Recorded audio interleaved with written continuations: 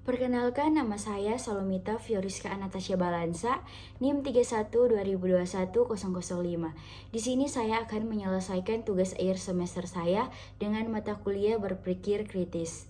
Di sini saya akan membawakan materi tentang dampak perkuliahan daring saat pandemi COVID-19 terhadap mahasiswa. Saat ini, negara-negara di dunia sedang dilanda oleh pandemi COVID-19, termasuk negara Indonesia. Pada akhir tahun 2019 merupakan tahun penuh kejutan bagi semua negara di belahan dunia. Hal ini disebabkan penyebaran wabah penyakit COVID-19 yang mulai berkembang di Wuhan, China. World Health Organization (WHO) menyatakan wabah penyebaran virus ini sebagai pandemi dunia saat ini. Hal ini juga didalami oleh negara Indonesia pada tanggal 2 Maret 2020. Untuk pertama kalinya pemerintah mengumumkan 2 kasus pasien yang dinyatakan positif COVID-19. Dari pernyataan tersebut, sejak diumumkannya kasus pertama kali pada bulan Maret lalu, Indonesia ditetapkan sebagai salah satu negara yang terpapar virus corona atau COVID-19.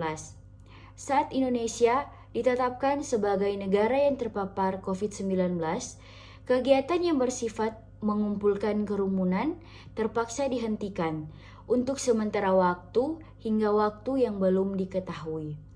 Dan kegiatan yang dilakukan secara tatap muka atau offline dihentikan ataupun diistirahatkan sementara waktu, termasuk kegiatan dalam dunia pendidikan.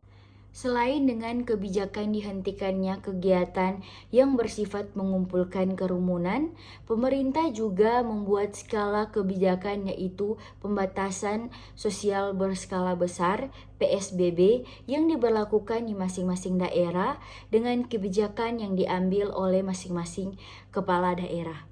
Pemerintah membuat kebijakan ini tentu untuk mengurangi penyebaran COVID-19 di Indonesia. Pendidikan adalah segala pengalaman belajar yang berlangsung dalam segala lingkungan di sepanjang hidup. Pendidikan juga adalah segala situasi hidup yang mempengaruhi individu. Dari definisi tersebut terpampang jelas bahwa pendidikan sangat penting bagi kehidupan. Hal ini mengapa siswa dan mahasiswa harus terus melaksanakan pendidikan walaupun secara daring atau tidak tatap muka secara langsung. Kuliah daring merupakan sebuah sistem perkuliahan yang medianya memanfaatkan akses internet sebagai sarana untuk melaksanakan pembelajaran. Sistem perkuliahan daring tidak hanya diberlakukan di negara Indonesia saja, namun banyak diberlakukan di negara lain. Hal ini dilakukan demi mengurangi penyebaran virus corona yang sedang dialami oleh hampir semua di negara Indonesia. Kuliah daring merupakan sistem yang ditetapkan dan dilaksanakan pendidikan di tingkat universitas, yaitu sistem digunakan oleh para pengajar dan mahasiswa.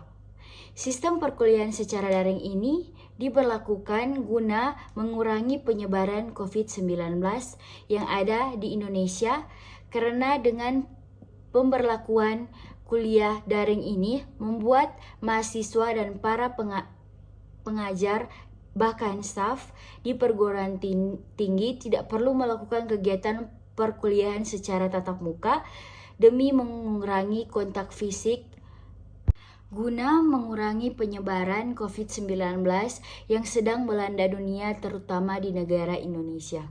Pembelajaran daring adalah pembelajaran yang memanfaatkan teknologi sebagai media perantara para pengajar dan mahasiswa yang dilakukan dengan tidak bertatap muka secara langsung, dan beserta pengajar tersebut biasanya menggunakan media komputer atau gadget yang berbasis pada jaringan internet yang artinya memiliki karakteristik fleksibel dan mudah dilakukan oleh siapa saja, di mana saja dan kapan saja.